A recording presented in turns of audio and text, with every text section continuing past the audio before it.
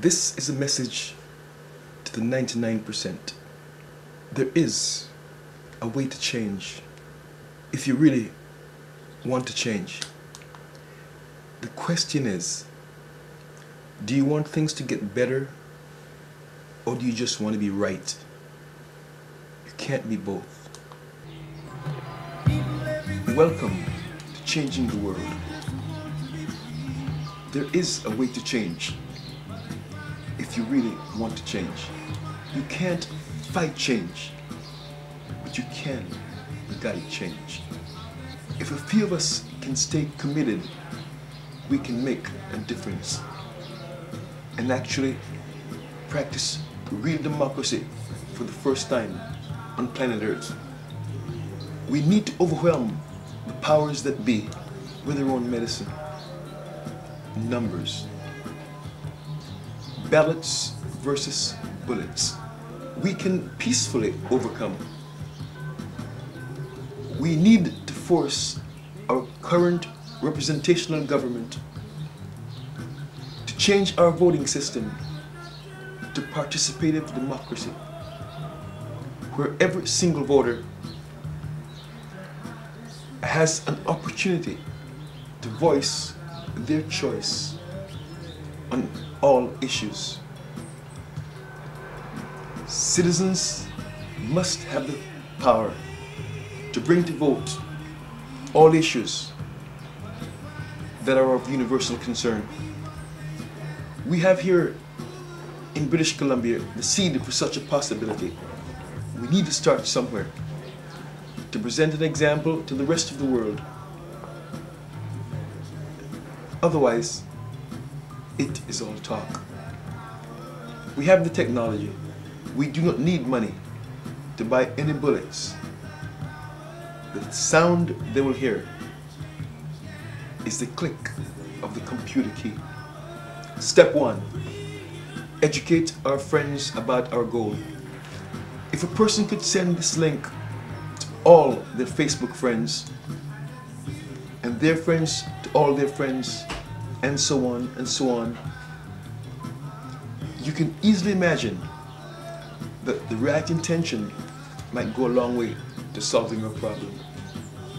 The simplest answer might be the right solution. 100 friends posting to 100 friends could grow to 10,000, then to 1 million, then to 100 million, and that's enough votes to level the playing field somewhere and give back power to the electorate. With the usual level of lower voter turnout because of the frustration and apathy of our citizenry, that many signatures and individual petitions would force our local governments into putting into law a referendum system. If they balk at doing this, then we would put our own independent candidates in at the next election. So it is imperative that the first thing we all do, the second thing we do, the first thing, we link our friends together. The second thing, we must register to vote as independents. You must register. Get that bullet, get that ballot. Hold on to it because you're going to need it. We're going to need it. This is our ammunition. This is our power. Register to vote as an independent. These people will not give up power. We must take our power, take it back. A postal code system would centralize a community-based module to fairly administrate community needs. Gerrymandering must stop. Political borderlines are corrupt. Within a year of passing this referendum, we will choose to elect independent candidates who have the blessings of the community in which they live. Members of the managing boards that used to be called government will be assigned to the cabinet portfolios not occupied by cabinet ministers. People in managing public affairs will get paid a fair wage, and volunteerism will become a great part of our governing process. We will not waste willing seniors who have experience and wisdom to contribute. We must cut the cost of government administration. We must also set term limits to people who serve in government, for their good and our good. Political adversity must become a thing of the past. It can't just be about you. If you rock one side of the boat, you're going to rock the other. You have to think of the whole. We must phase out the political party system and institute community democratic alliances with communities voting in local people to represent their views, their needs.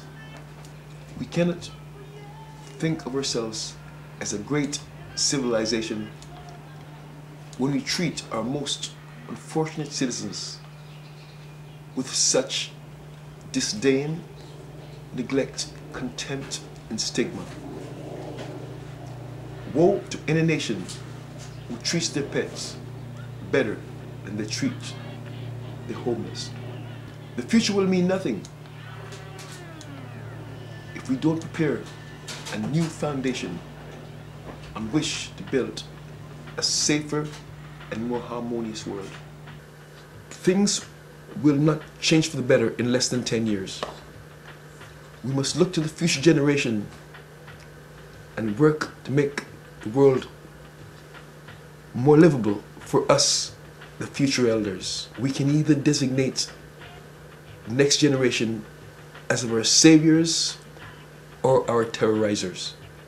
We have to set better examples to our children and speak out and act against injustice. We must practice what we preach. Kids are very, very smart. We are not fooling them. When children lose their trust in adults, it is very difficult for them not to rebel. We must prepare our children for a kinder future. Without education, freedom does more harm than good. We cannot, on one hand, promote bullyism as a basis of our profit-motivated economy. Survival of the fittest belongs to the lower animal world, not our economy. We are not animals. We cannot condone our police officers ganging up on armed citizens and having their higher-ups rationalize their actions.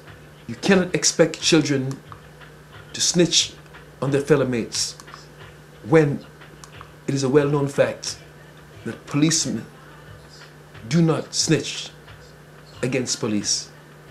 We cannot speak out against gang violence when we keep silence about police brutality.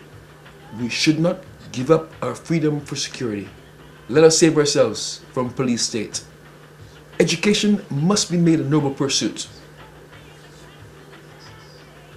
There must be easier access and more inexpensive access to education. We must have shelter for all our humans. We must have access to food. Farmers must be encouraged. Corporation must be denied monopoly of food. Children in poverty is inhuman and criminal. Work sharing must be legislated. We can wipe out unemployment with work sharing. We can add 10 to 20% more to our workforce if each person gives up 1 day a week. 20% 1 day a week. or 10% half a day a week. We can do it. People should be encouraged to work for welfare, to feel good about themselves, and give them a chance at a habit of working. That's a reality. Banks should be regulated. Banks should not be profit motivated. Credit rates must be lowered and regulated. Women's equality with real pay equity. Real pay equity. Rewrite laws so we can understand them. Serious allegations should be lie detector tested before accusing a citizen of a crime. The media must be held to scrutiny. We, as a society, will have to sacrifice in the short term, and maybe even longer. Unless we attempt this, there is no future chance or no present satisfaction. Think about what you're hearing, and good luck to us all.